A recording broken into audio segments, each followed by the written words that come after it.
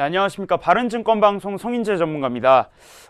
오늘 이제 10월 말 벌써 연말이 이제 다가오고 있는데 여러분들이 조금 아셨으면 좋겠는 점, 최근에 뭐 바이오주가 강세였고 HLB나 뭐 신라젠을 비롯해서 강세를 보이고 있는 바이오주들도 있고, 앞으로 이제 어떤 종목들, 어떤 미래의 그 산업 먹거리들이 있는지에 대해서 간략하게 좀 제가 앞으로 테마가 형성이 될 수 있는 부분을 한 가지를 제시를 하고 영상을 마무리하도록 하겠습니다.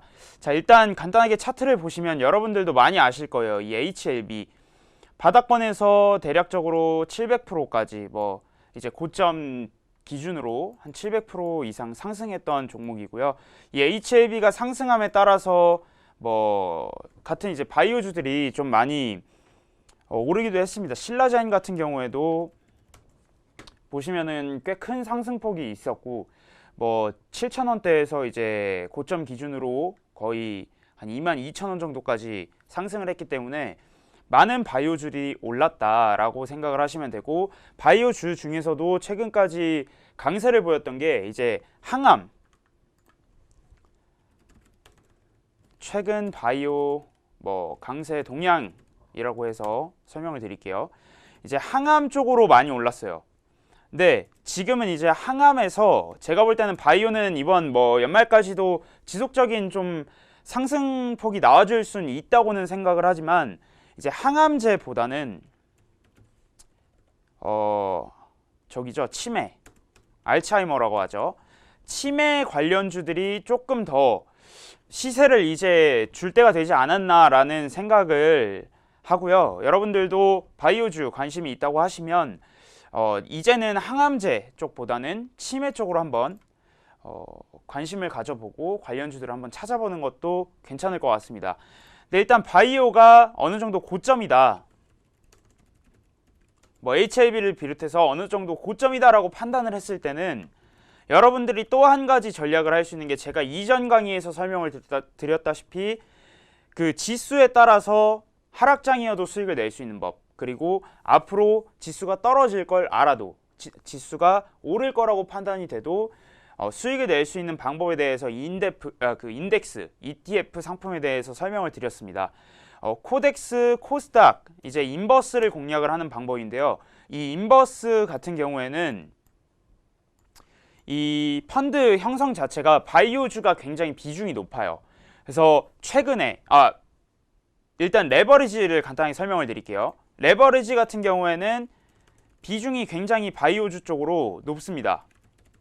이제 150 레버리지를 보시면 바이오주 비중이 높기 때문에 바닥권에서 어느 정도 지수가 오른 것도 당연히 감안을 해야겠지만, 그에 반면에서 뭐 제가 설명을 드리고 이후에 저점에서 잡으셨던 분들은 최소 못해도 큰 상승폭을 조금 재미 좀 봤을 텐데, 요 레버리지 같은 경우에는 바이오가 이제 비중을 많이 차지하고 있기 때문에 특히 HLB가 대략적으로 한 5% 이상이 될 겁니다, 이 펀드에. 그러니까 이제 HLB의 하락을 여러분들이 예측을 한다고 하시면 반대로 레버리지를 투자를 하는 게 아니고 인버스를 투자를 할 수 있겠죠. 그래서 요 인버스를 통해서 바이오의 하락이 예상이 된다라고 하시면 인버스를 투자를 할 수 있겠다라고 조금 짚어드리겠습니다. 그리고 제가 오늘 이제 좀 설명드릴 미래 먹거리 산업에서 이제 그 중에서도 테마가 아직 형성이 안 됐지만 앞으로 테마가 이제 신규로 형성이 될 수 있는 섹터, 혹은 뭐 섹터라고 설명을 드릴게요. 섹터에 대해서 설명을 좀 드리려고 하는데, 이제 뭐 최근에 좀 이슈화가 되기 시작한 부분이에요. 여러분들이 뭐 아실지는 모르겠지만 양자 컴퓨터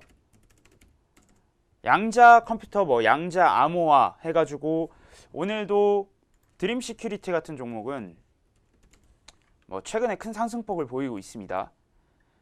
근데 이제 양자 컴퓨터 관련해서 최근에 이슈화가 되고 있기 때문에 테마가 좀 형성이 될 수 있다라고 생각을 하고, 2017년부터 실제로 그 삼성에서 이제 삼성 넥스트 펀드에서는 최근에 이제 AI 그리고 뭐 IoT 그리고 또 뭐가 있죠? 뭐 5G 그리고 양자 컴퓨터 등등 이제 이런 미래 먹거리 산업을 찾아서 투자를 하기 시작을 했어요. 발굴을 하고 있고 삼성전자가 이제 최근 10월 2일 삼성전자가 아니죠.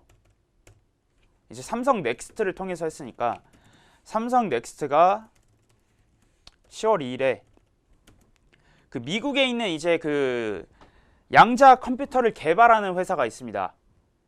이름이 알리로라고 아마 이거일 거예요. 요거일 거예요. 여기 알리로에 한 270만 달러를 투자를 합니다. 즉 뭐냐 이게 삼성에서도 양자 컴퓨터 쪽에도 앞으로 충분히 먹거리 산업이 될 수 있다라고 판단을 하기 때문에 이제 미국 기업에 투자를 한 건데 최근 들어서 양자 암호 혹은 양자 컴퓨터 관련 종목들이 이제 움직이면서 이 양자 컴퓨터가 뭔지 궁금하신 분들이 좀 계실 거예요. 그래서 제가 간단하게 설명을 드리면 일단은 여러분들이 좀 많이 아는 슈퍼컴퓨터 보다도 자꾸 타라고 치네요. 양자 컴퓨터가 훨씬 빠르고 업무 처리가 빠르다라고 생각을 하면 되는데 양자 컴퓨터는 쉽게 말해서 이제 하나의 처리 장치에서 여러 가지 연산을 통해서 동시에 처리를 할 수가 있고 이제 컴퓨터에 들어가는 게 보통 반도체잖아요. 이런 컴퓨터 안에 들어가 있는 반도체들. 근데 반도체가 아니고 이제 원자를 통해서 기억소자의 역할을 하는 거예요.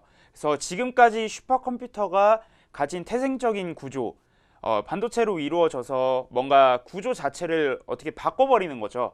그래서 이를 통해서 예를 들어서 뭐 신약 개발 기간을 단축을 한다든지 아니면 대형 분자 시뮬레이션이나 뭐 최적화된 이런 프로그램 설계까지 가능하다라고 좀 설명을 드립니다. 근데 정확한 이제 날씨까지 예측을 할 수 있는 그런 어떻게 보면 슈퍼컴퓨터를 뛰어넘는 컴퓨터라고 여러분들이 생각을 하시면 되고 앞으로 미래에는 지금 현재 저희가 사용하고 있는 컴퓨터도 슈퍼컴퓨터에 비하면 굉장히 성능이 떨어지지만 이런 양자 컴퓨터를 이용을 했을 때는 뭔가 개발할 때 기간을 훨씬 더 단축을 시킬 수 있고 뭔가 예측을 할 때는 조금 더 슈퍼컴퓨터보다 훨씬 정확한 예측을 하게끔 만들어주는 컴퓨터다라고 여러분들이 이해를 하시면 됩니다. 즉 굉장히 좋은 거죠.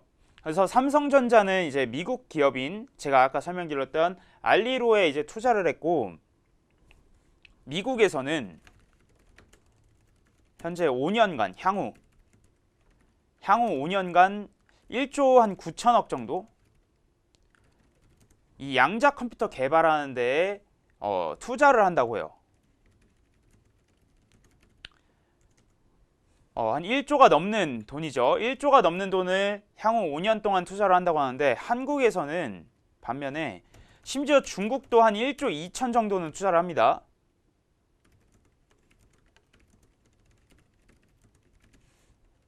그리고 한국에서는 얼마를 투자를 하냐? 455억 정도 수준밖에 투자를 안 해요. 즉 이게 무슨 말이냐? 당연히 기술 격차가 벌어질 수밖에 없겠지만 한국에서 만약에 여러분들이 국내 시장에서 관련 테마가 형성이 된다고 하면은 이제 어떤 기업들이 양자 컴퓨터에 형성이 될 수 있는지 시장에서 주목을 받을 수 있는지에 대해서 미리 좀 공부를 해놓으면 미국에서 혹은 중국에서 이런 양자 컴퓨터 이슈가 터졌을 때 당연히 국내 시장에서도 어느 정도 이 기업들이 시세가 나올 수 있다라는 거는 알고 가셔야 된다는 거죠. 그래서 관심 종목에 따로 메모를 해서 저장을 해놓을 수 있다라고 생각을 하고요. 그래서 오늘 제가 준비한 양자 컴퓨터 관련 종목이 뭐냐? 일단은 제가 이전 영상에서 좀 설명을 드렸다시피 이 다트를 공략을 하는 게 굉장히 중요합니다. 다트 사이트에 이제 제가 이전에는 그래핀 관련해서 이슈가 있었을 때 아마 한 3, 4월쯤이었을 거예요. 그때 이제 그래핀 관련해서 어떤 종목들이 있는지 좀 찾는 방법을 알려드렸는데 이번엔 양자 컴퓨터라고 제가 검색을 한번 해볼게요. 양자 컴퓨터라고 검색을 하면은 일단 한 3페이지까지 나오네요. 총 한 28건 정도가 이렇게 검색이 되는데 지금 드림 시큐리티 뭐 이렇게 해서 쭉 나옵니다. 근데 안에 내용을 살짝 읽어보면은 방식 알고리즘은 앞으로 다가올 양자 컴퓨터 시대에 쉽게 해독될 수 있는 위험이 있기에 뭐 땡땡땡땡 기술을 안전하게 적용할 수 있는 암호 기술을 개발해 안전 보안 환경을 구축할 필요가 점점점 이렇게 나오는데, 즉 이게 무슨 말이에요? 양자 암호예요. 그러니까 양자 컴퓨터를 이용해서 양자 컴퓨터 시대가 다가온다고 하면은 일반 암호는 해독을 하기가 너무 쉽고 어떻게 보면 해킹을 하기가 너무 쉽기 때문에 그 암호에 대한 시스템도 바꾸는 거죠. 그래서 드림 시큐리티가 최근에 양자 암호 관련해서 굉장히 큰 상승폭을 보여줬다라고 설명을 드립니다. 자, 근데 쭉 보니까 드림 시큐리티밖에 없죠. 근데 뒤에 여러분들이 살펴보시면 이제 유로라는 기업이 나와요. 유로라는 기업에서 보시면 양자 컴퓨터 개발 사업이라는 게 적혀 있습니다. 그러니까 이쪽에서 실제로 뭐 양자 컴퓨터를 지금 개발을 하고 굉장히 뭐 호전된 단계인지 이런 거는 확인이 안 되지만, 일단은 양자 컴퓨터 개발 사업을 어느 정도 공시에 내걸 정도로 이 기업에서는 추진을 하고 있다 정도만 알고 계신다고 하면은, 미국에서 혹은 중국에서 양자 컴퓨터가 이슈가 됐을 때 이제 한국 국내 유일하게 양자 컴퓨터 개발 사업에 참여를 하고 있는 기업이기 때문에 투자를 하는 이런 삼성 넥스트랑은 좀 다르죠. 삼성전자라는. 그래서 사업을 실제로 어느 정도 영위를 하고 있는 기업이기 때문에 충분히 이슈가 될 수 있다. 그러니까 테마가 형성이 된다고 하면 부각이 되고 추후에 양자 컴퓨터 대장으로까지 올라갈 수 있는 정도의 이슈는 가지고 있다 정도만 알고 가시면 될 것 같습니다. 그래서 최근 지금 바닥권 어느 정도 지지를 받다가 이제 결국 바닥권 뚫리면서 지금 이중 바닥이 나왔는데, 이 종목이 추가적인 상승이 나올지 혹은 지속해서 이렇게 박스권으로 움직일지는 그 누구도 모릅니다. 근데 일단은 양자 컴퓨터 관련한 종목이 있다 정도만 여러분들께 설명을 드리고, 이 유로라는 기업이 네이버에 직접 검색을 해보시면 아시겠지만,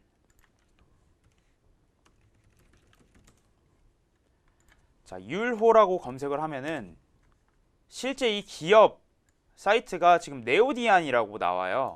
그래서 네오디안에서 사명을 좀 기업명을 변경한 회사라고 생각을 하시면 되고, 유로라는 기업의 이제 이전 이슈를 보면은 네오디안에서 이제 양자 컴퓨터 개발 사업, 뭐 기존 네오디안 테크놀로지의 정보통신 사업과 시너지를 낼 수 있을 것으로 전망된다.